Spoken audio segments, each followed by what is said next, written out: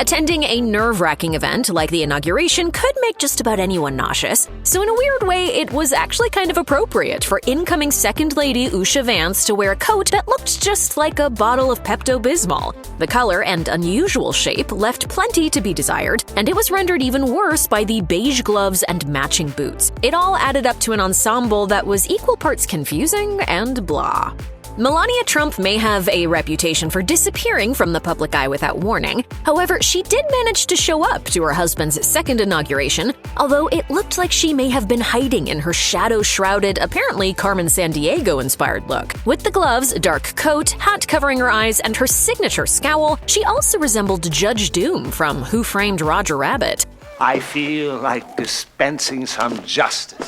It's unclear why she chose to be so sinister for Inauguration Day, but it undoubtedly earned her a spot on the worst dress list. With Barron Trump constantly towering over just about everyone around him, he's hard to miss in a crowd. That was certainly the case once again at the 2025 inauguration, which made it particularly tough to ignore the disturbing abundance of product in his hair. The rest of his ensemble wasn't especially noteworthy as he opted for a basic dark suit. Unfortunately, though, he also followed in his dad's footsteps up top with a disaster do that stole the show.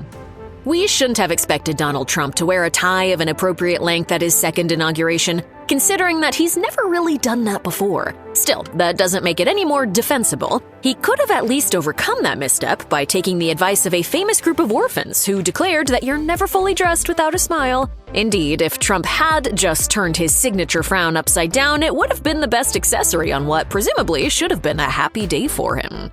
For reasons we'll probably never know, Israeli-American physician and billionaire donor Miriam Adelson showed up to the inauguration looking like a cross between the Ghost of Christmas Past and John Lennon. Needless to say, it was a baffling choice, and her apparent decision not to brush her hair was the cherry on top of this one-of-a-kind look.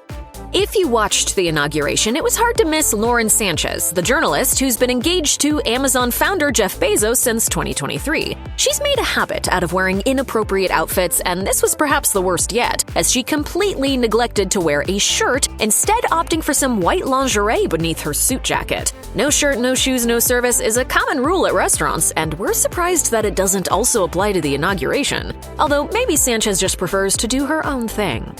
A pop of color can be so refreshing in a sea of neutrals. With that in mind, we at least appreciate the effort that Debbie Boehner put in. Unfortunately, with everyone else around her wearing what looked like funeral attire, she stuck out like a sore thumb.